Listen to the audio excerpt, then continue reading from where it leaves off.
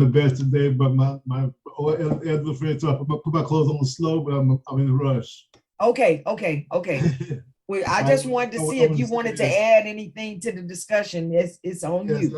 I'll add a couple things to it. Yes, ma'am. I think the problem is class. Back in the day when they had classes in school, you had the younger, older guys sitting in the front, 20 years old, 16, 14, 8 years old. And they found out one thing, they would find out by having people in class like that. The younger ones were the smarter ones. So they figured they got to separate that and make a class out of that. So you got different levels of education. But the legal laws of white supremacy is selective persecution. There is no laws for you. There is no voting rights for you either, because that's, to me, is obsolete. Our powers in our founding of our money, put our money together for different businesses, but we're scared to do that. We scattered away from that because we got the politicians take oaths. Oath takers are keeping us at another level as well. I mean, I think that's very important that we have a conversation on. I love the brother who's speaking. He always great direction and information he always give us. What do you think about what I just said, Wanda? Well, segregation is always an issue, has always been an issue. And you're right. I mean, look, there's so much going on in this society with class. Like you said, everything's been established based on class. Correct. There is a piece that I looked at today on YouTube that I'd like you guys to take a look at this and tell me what you think. Let's see. Hold on. Maybe see. Why are you looking? Wanda, why are you looking for that? Yeah, something that's come to my mind. We've got to stop calling this group of people white supremacist. You know what that means? That they're better than us. They're supreme. We gotta take that narrative. We're already saying they are supreme. They're white and they're supreme. We've got to change that because they're not white supremacists. They're white terrorists. That's what they are. They're not supreme. They're terrorists. There you go. Bastards. They are terrorists. They're terrorists. They are and murderers. Give them the kudos that they're supreme only gives them validation. That's what they are. They are terrorists. They are terrorists. And that's what they are. And let's call it what it is. Not giving them the accolades of they're better than anything. They're white supremacist. No. But that's what we call them. And we give them accolades for being who they are. And that's terrorists. Yeah, you're right. The white supremacists. They're white terrorists. Because wherever they go, they terrorize. Wherever they go. They tear up everywhere they go. They murder. Everywhere they put their foot, they tear it up. They're terrorists.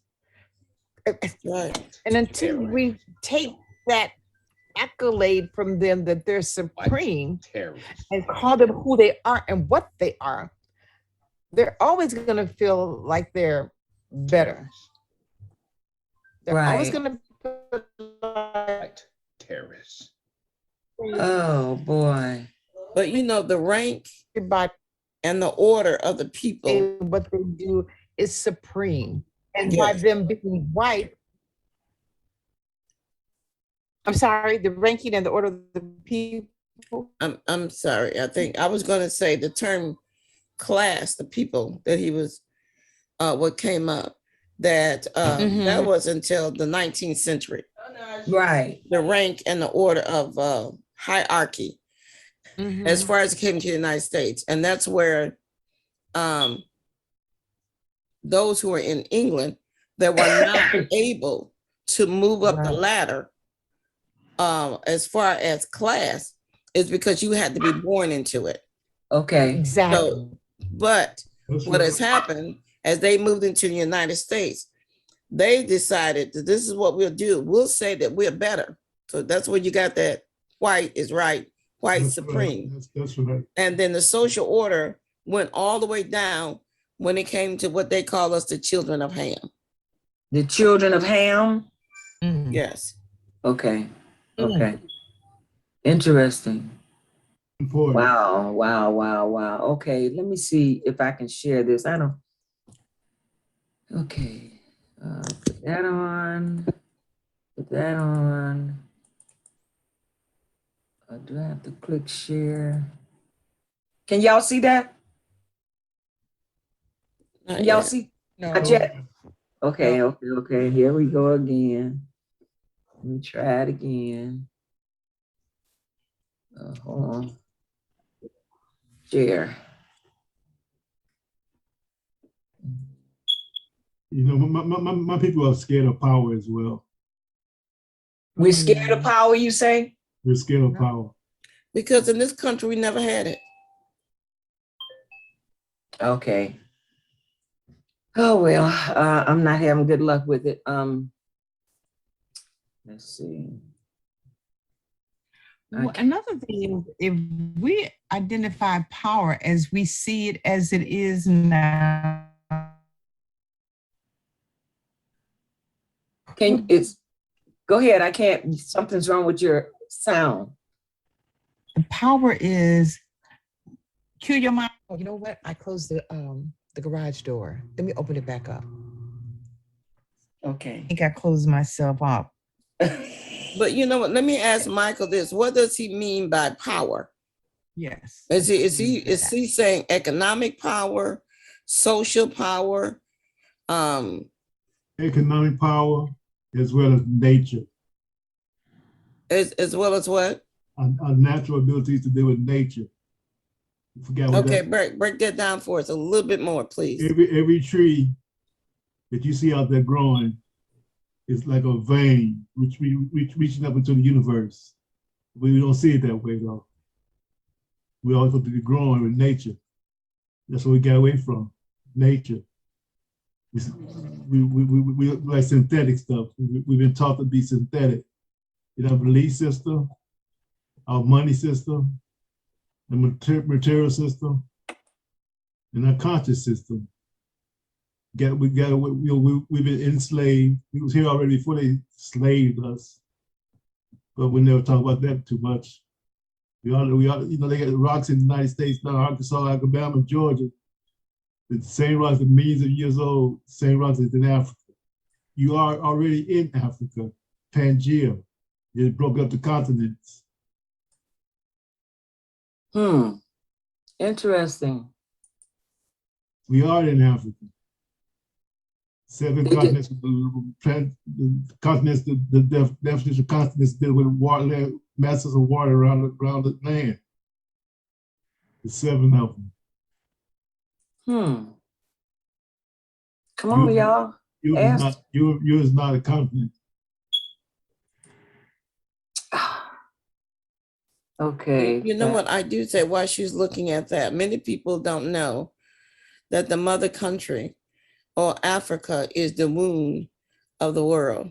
When you look at the map, Africa is in the middle and all the other countries broke off from Africa. So that's why they call her the mother country, or they call her the womb of the universe. Conditions look like for many Black Americans, it's pretty bleak, and that's by design. In addition to artists cataloging their very personal experiences, it's been proven that the modern phenomenon of concentrated Black poverty was an intentional government-sponsored institution. This is in part why President Biden issued an executive order back in January, intended to right the historical wrongs Black folks have faced when it comes to housing and home ownership in this country. But first, Let's take it back. The dawn of the 20th century, African Americans in major cities lived scattered throughout the city. They weren't segregated particularly. It's only with the Great Migration of 6 to 7 million African Americans north and west escaping the South, the predominant response of the United States government and state and local governments to the Great Migration was to contain Black people in their own neighborhoods. And HUD, the Department of Housing and Urban Development, was particularly a part of this role. With the precursors to HUD, introduced and encouraged racially restrictive covenants, redlining of every major city where African Americans landed. The federal government was a sponsor of urban renewal, infamously called Negro removal by the great James Baldwin. Urban renewal, which means moving the Negroes out. It means Negro removal. That is what it means. And the federal government is an accomplice to this fact. That so-called urban renewal also included a federally sponsored interstate highway system, which was intentionally designed to mow through vibrant Black neighborhoods. Take Miami, for example. 2 highways, I-95 and I-395, bulldoze right through the predominantly Black and low-income Overtown neighborhood, previously called Colored Town during segregation. The Department of Housing and Urban Development and the federal government writ large in the first 7 decades of the 20th century invested billions of dollars in racial segregation and concentrated poverty. Each time this country created a peculiar institution that subordinated Black people, slavery, Jim Crow, it created and dismantled it. They replaced it with another one. And the iconic Black ghetto, I don't use that as a pejorative, I use it as a descriptor, was a follow-on institution to slavery and Jim Crow. That's the legacy that every new administration inherits, and the Biden administration has as well. Today, I'm directing the Department of Housing and Urban Affairs and Urban Development to redress the historical racism in federal housing policies. This executive order is just one of 4 signed by President Biden, designed to address racial equity in the United States. And while this progress is a step in the right direction, there's still a lot of harm to undo. Segregation started coming down after the passage of the Fair Housing Act of 1968, which actually only got passed in the wake of Dr. Martin Luther King's assassination. In 1980, 8 out of 10 Black people would have had to move in order to be evenly integrated within metropolitan areas. Half of Black people who live in metropolitan areas still live in neighborhoods of high segregation. So we've had modest improvement, but segregation persists. And economic segregation has spiked since 1970. The so-called American dream is only working for a relatively small slice of the population that can afford to buy their way into what I call gold standard neighborhoods that have the best of everything. And everybody else struggles, and the Black poor struggle the most. So what happens now? Well, some advocates are hopeful. Home applauds this executive order for really focusing on historical patterns of racial segregation and discrimination in housing, while others remain cautiously optimistic. Here's Professor Cashin's suggestion. I don't take credit for this, but I applaud it. There should be an equity analysis. The federal government spends so much money, it should track who's getting it by neighborhood, and it should pursue racial equity in the distribution of resources. There's been a lot of movement at the local level on this. For the example of Baltimore, they did an equity analysis and found that they were spending 4 times as much money in majority white neighborhoods as in majority Black ones. I think we're in this moment where people are waking up, sad to say, because of the slow execution of George Floyd, to the realities of systemic racism. And I believe there is an ascending majority multiracial coalition that wants something better than a separate unequal nation that overinvests in some neighborhoods and disinvests and preys upon people in other neighborhoods. I'm hopeful, but you can never stop working for and organizing for the country you want.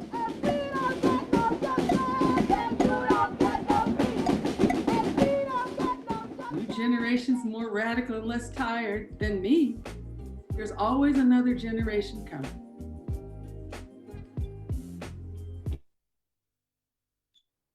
Wow, that was good. Oh yeah, I was like, oh man, it's so much. I mean, we have been through so much, guys. We have. It's time to learn how to play the game. This is a political game we live in. It's like we're pawns on a chessboard. And we got Yes. to learn how to play chess in order to know which moves to make. I know one thing for sure. We got to learn how to create legislation. We have to. Yes. So you guys go on and comment on what you saw in the movie. I want to say this. This is Reverend Jill, is that we as a people, I've got to give us this. We are a people that never have stopped fighting. We are as a people, whether it's through the help of God, help of our self-strength, but we have been through so much in this country. Nothing has ever been given to us. Nothing has ever been smooth sailing for us as a people. And even showing the housing, how the housing was imbalanced, racist, purposely set against us. But many of us still became homeowners. Many of us still have bought buildings. Many of us have persevered, although it was against us. And it's unfortunate at times in our own neighborhoods. I believe we could have done better as a people. But because we don't know, and I think as Michael has said about being afraid of power, I think we don't know the power. We were never taught that we have a sense of power. There's many ethnic groups and race of the same that have lived together. And at one time, we all lived together and we all had our businesses together and we all grew together. But it's when white folks came in and started stealing and taking from us, that became the problem. That was very good. That was very good. We're still fighting for equality, still fighting for it.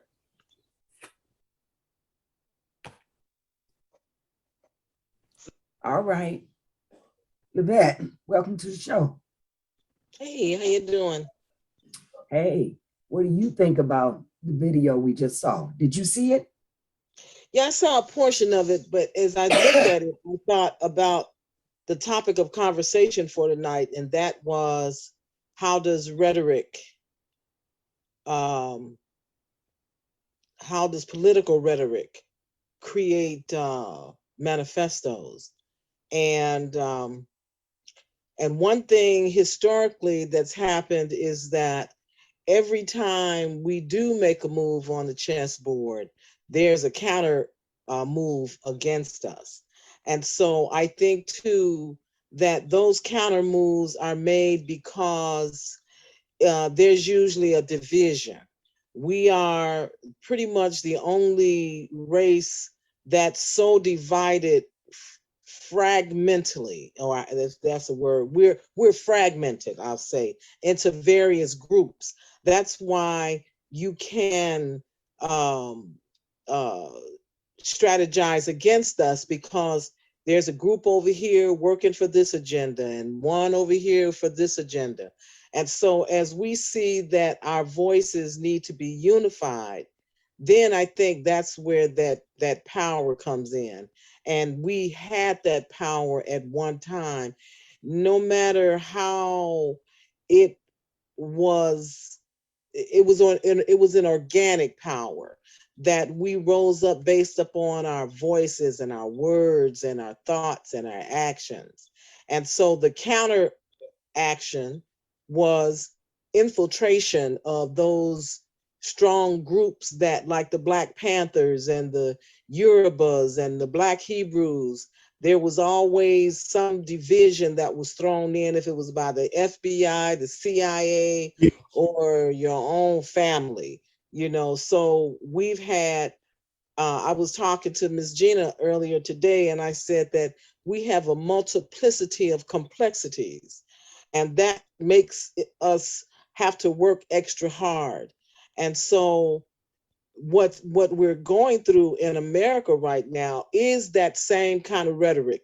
Back in the day when, you know, whites didn't want, white parents didn't want their children around our children.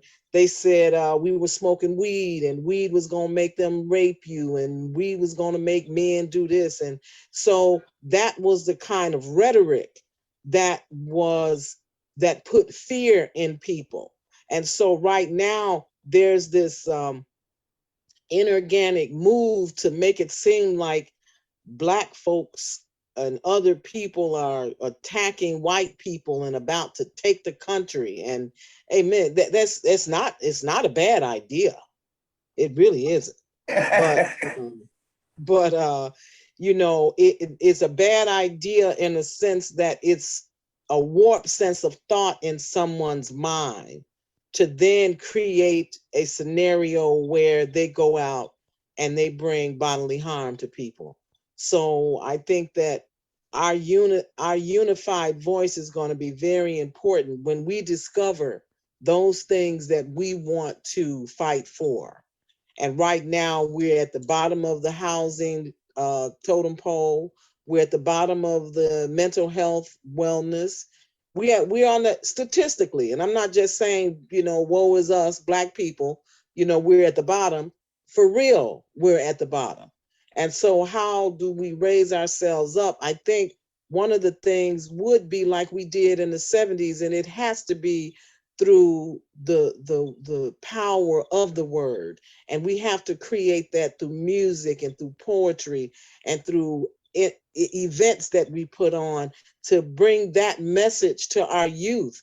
And so we're doing something called the plan, where you have to deal with peace, love, art, and nature, bringing intergenerational artists together so there's communication.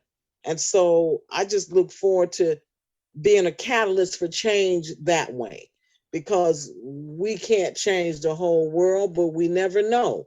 We've got to start somewhere with changing the concept of how we get to our children so that they can find pride in themselves and in their ancestry.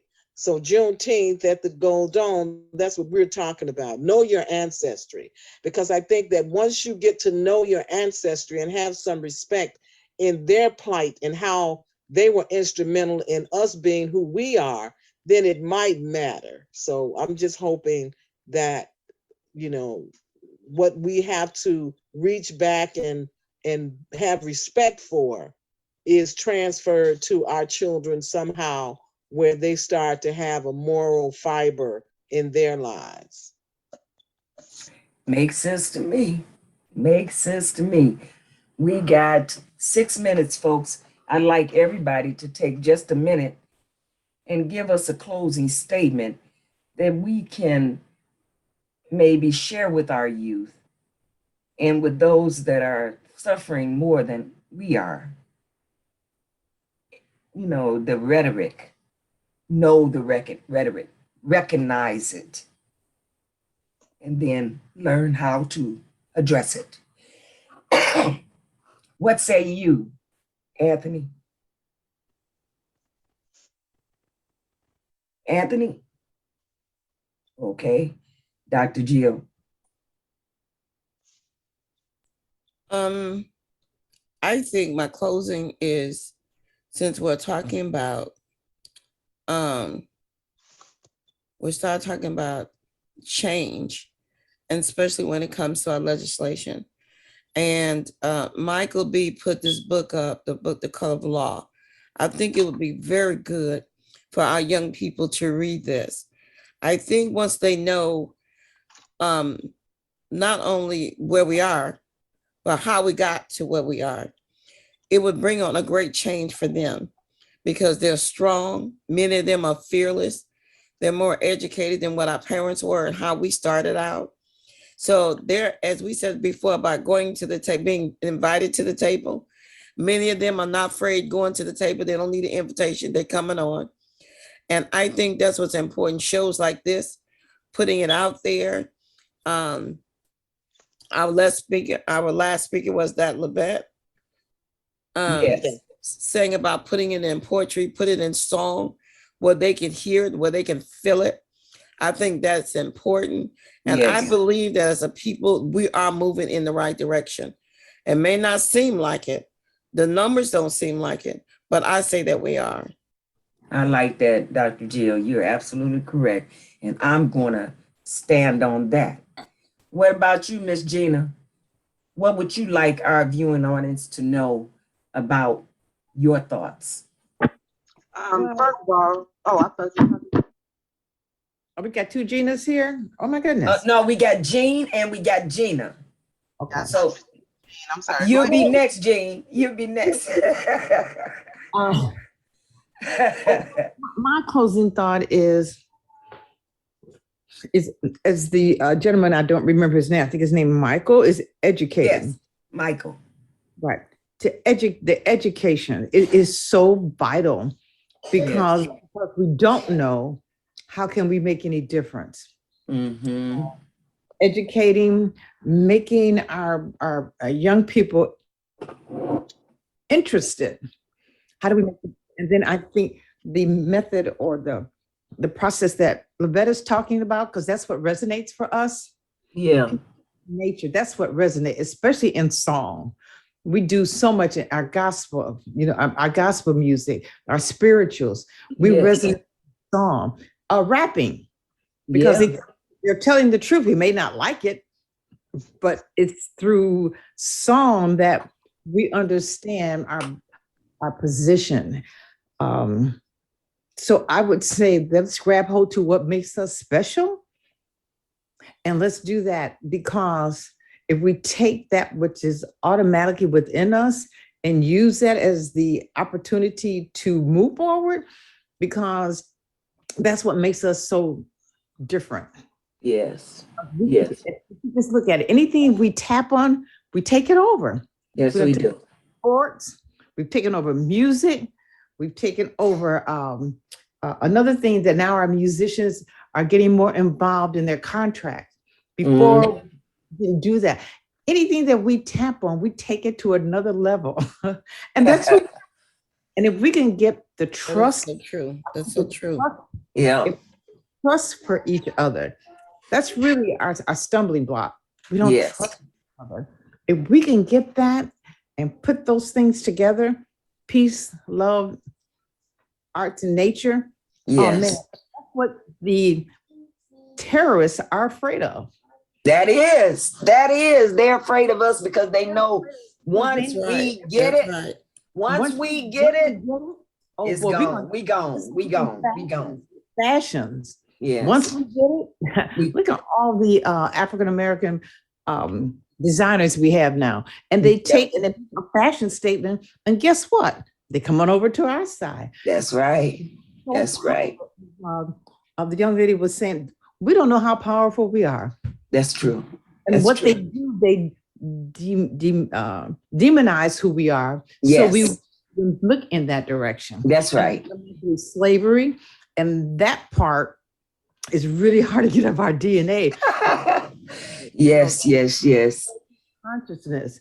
Once we know what it means to have power, whether it's economic, social, financial, whatever, once we figure that out and start trusting each other, oh man, we will be some kind of, and they already know that.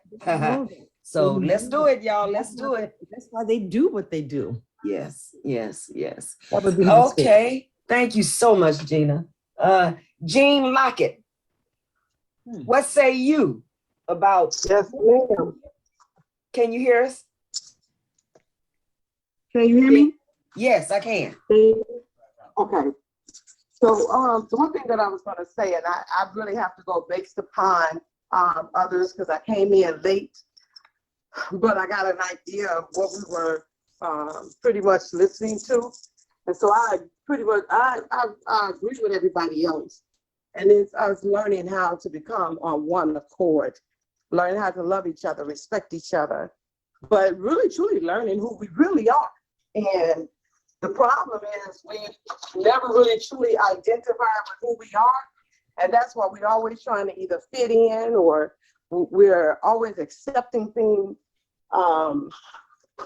And because, was that you going out? And because of that, oh, that was you coming in? Oh, okay. I'm sorry, guys. And so when it talks about our history, we've really, truly never been taught our true history and who we really are. And I was hearing someone say, once we identify with that and we really become into a place of understanding, it's going to be one to be reckoned with. But if not, it's going to be more so of learning how to respect us as a people. Right now, we have to start learning how to respect each other as a people. And so whatever that was you showed,